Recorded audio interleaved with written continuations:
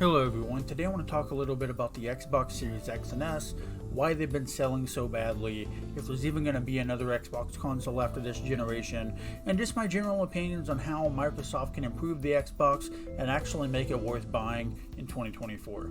So I have the sales numbers pulled up for the Xbox, and I'm going to go over those real quick. In 2024, as of February, 27.7 million consoles have sold of the Xbox Series X and S. Now when you look at it compared to the PlayStation 5, as of January of this year, PlayStation 5 has sold 54.1 million units. That's about half for the Xbox. Now if you look at it compared to the Switch, of course, it's kind of not a fair comparison because the Switch is just one of the best selling consoles of all time for one thing. But with Nintendo consoles in general, unlike before with the Wii U and GameCube to some extent, the Nintendo consoles are ones that you buy alongside other consoles. So most people will buy a PlayStation 5 and a Switch, or an Xbox Series X and a Switch, or a PC and a Switch. Like it's an accessory console to the main console that you play. But the sales numbers for the Switch as of this year are 139 million. They surpassed that this year. Now what's interesting is when you go back to the last generation and look at the console sales, you saw the same trajectory between Microsoft and PlayStation. So for the PlayStation 4 lifetime sales, you have 117.2 million, and for the Xbox One lifetime sales, you have 57.96 million. So again, about half. Now what's interesting about this one as well is for the Xbox One generation, you had the entire beginning of it with the disaster of Don Matrix saying that if you don't want to play an online-only console, then buy an Xbox 360. Everybody went to PlayStation 4. They did the whole thing where they said you can't, sell games or buy used copies for Xbox. And then PlayStation did that video where it's like, here's how you share games, and it showed them handing a game case off. They were just clowning on Xbox, and last generation Xbox got off to a terrible start. So for me, the reason why Xbox has been doing so bad this generation is there's just not enough exclusives to really, warrant purchasing their platform. And the weird thing is, if you go back to 2018 and 2019, leading up to the release of the Series X and S, Microsoft were buying up so many studios. You saw an article every week about how they bought this studio or that studio. And what's crazy is, I think it's because of the development cycles of games now being so long, whereas before you had 3 to 4 years to develop a game. Now it's closer to 4 to 8 years. I think what happened is they bought all these studios and they're still making games for the Xbox, but because the development cycles are so long, you basically have like half of the Xbox lifespan with barely anything to show for it. And that's really where I think Microsoft is just, it's dying right now, is the exclusive market. And the reason why is, while you do have amazing games like Hi-Fi Rush and Pentiment, which are going to other consoles by the way, which is, I think, is a big mistake, you had games like Redfall, which released and was fucking awful. And then you had Starfield, which had all this hype. It was going to be the Xbox system seller. And it comes out and it's just kind of mediocre or even bad. I played about 20 hours of it and I wondered why I played that. I wish I could get that time back because it's not that much of an enjoyable game compared to, past Bethesda titles. And then you have Halo Infinite, which was shown off, had to be delayed, and then still released in a state that wasn't necessarily great, and now it's eventually to the point where people are starting to like it again, I think. But yeah, that's been the story of Microsoft this generation, is they've released half-assed products. You have like 1 or 2 good games that come out, but overall, like, the amount of games that have come out is just not there. Especially compared to PlayStation 5, because when I think of the PlayStation 5, it's like Horizon Forbidden West, Demon's Souls, Returnal, I think Returnal is one of them, and God of War Ragnarok, and they just have a lot more. Final Fantasy 16. I think they just had, I can't remember what that new Rise of the Ronin I think just came out. And it's like, PlayStation know what they're doing for the most part. I still think that, they're worse than they were back in the PlayStation 3 generation, in my opinion. And that's because they've kind of been playing it safe ever since they got that big win over Microsoft.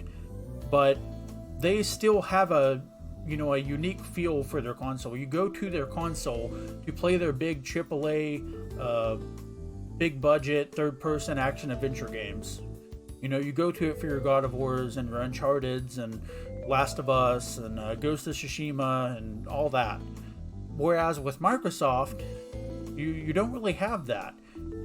You might go to it for Hi-Fi Rush because Hi-Fi Rush was amazing, but you're definitely not going to it for Redfall or Starfield. And that's my entire point, is exclusives sell consoles. And a lot of people, they have this thing where they say they don't like exclusives and exclusives shouldn't be a thing. All games should be on all platforms. That's complete bullshit. Exclusives are what make consoles what they are. Without exclusives, there's no point to have a console. You might as well get a PC.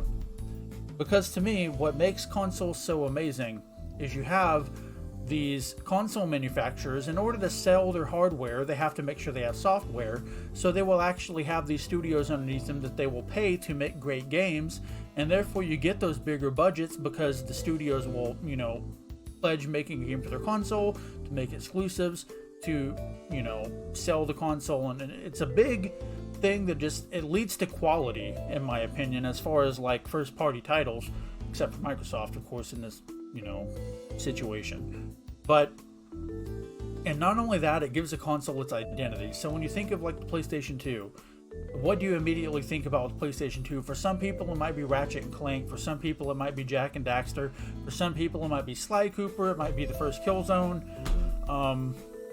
But the point being is you have these distinct memories of like certain games when you think of a console. When you think of GameCube, what do you think of? You think of Zelda Wind Waker, you think of Paper Mario and the Thousand Year Door, you think of Mario Kart Double Dash, you think of Mario Sunshine, you might think of Eternal Darkness, or you might think of Metal Gear Solid Twin Snakes.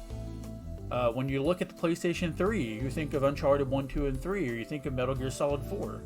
You think of The Last of Us 1. Like, that's the whole thing that sells a console and gives it its personality, its vibe. It's what makes us love certain consoles are the exclusives that are on that console. So for people to say that, exclusives shouldn't be a thing, I think they're insane. Like, to me, that's the best thing about console gaming, is you can look at these consoles and depending on what exclusives they have on them, you just get that entire vibe from that console, so to speak.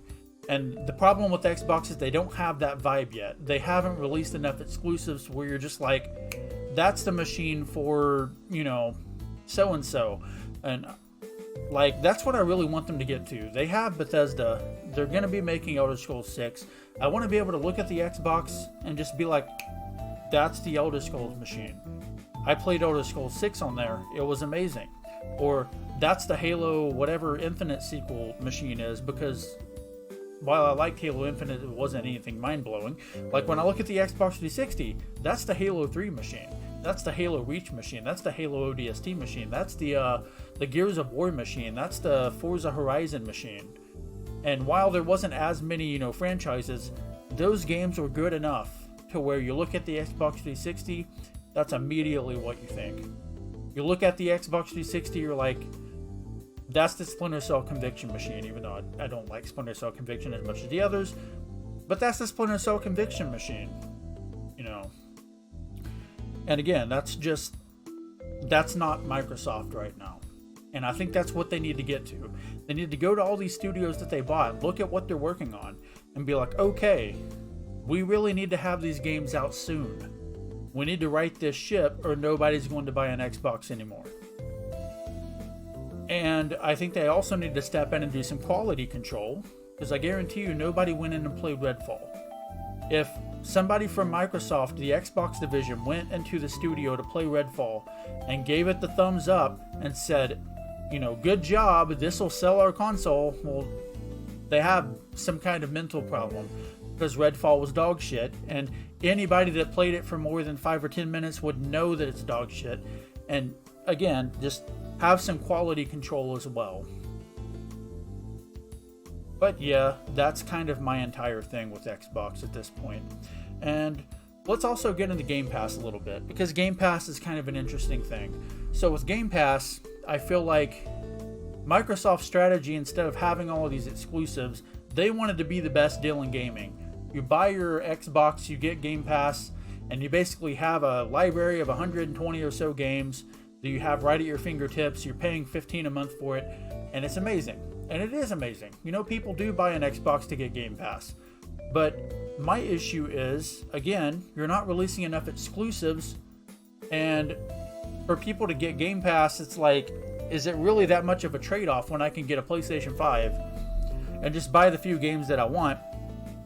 And with PlayStation Plus, you also get some games as well, and get the PlayStation exclusives. Or do I want to get Xbox and get Game Pass, and while I have like maybe 4 or 5 exclusives on there that I want to play, the rest of it's games that I can just get on another platform.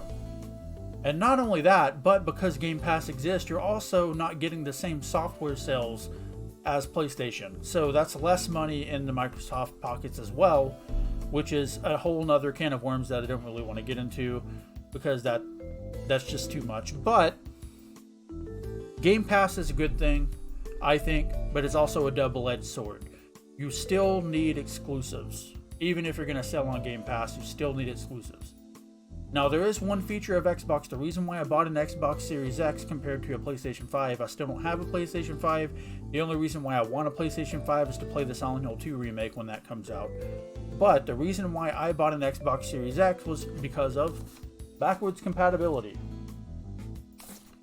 One of the biggest mistakes that Microsoft made was about a year or two after the Xbox Series X came out, they announced that they're not going to bring any more games in backwards compatibility.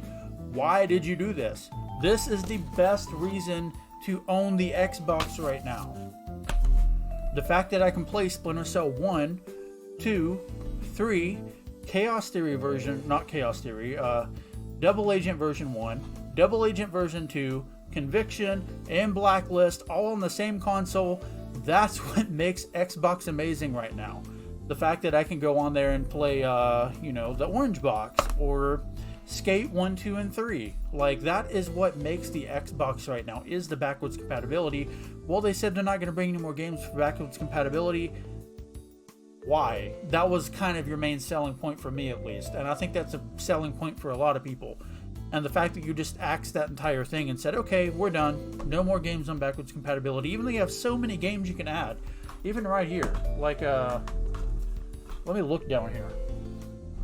You can just grab a stack of them. Like, what about Call of Cthulhu? No, what about Dark Watch? I don't understand. That was another selling point. You had it, Microsoft. You had all these studios that you bought. You had the backwards compatibility that you were doing. You could have added some quality titles as well as the ones that were already on there and have a console worth buying. But not only do you not have the first-party studios working on anything, or they haven't put out anything, you also killed the backwards compatibility. So what's the point? Like, that's my entire thing with Microsoft at this point. It's like, what is the point of them existing? And it's sad because, again, back in the 360 PS3 days, they were a great rival to Sony. They pushed Sony so much, and Sony was so much better for it. Sony made so many great games, and Microsoft made so many great games, and they were just kind of going at it, and it was glorious. Like, not my favorite generation, but it's a lot of people's favorite generation for that very reason, because you had great titles coming out everywhere. And I feel like now they're not even trying. It's like Xbox isn't even a thing for most people. Again, sales numbers, 3.5 years in, 27 million. 54 million. And it's going to keep being that way if they don't do something quick. So I really don't think there's going to be another Xbox generation. Anyway, that's all I have. Thank you guys for watching, and I'll see you in the next video.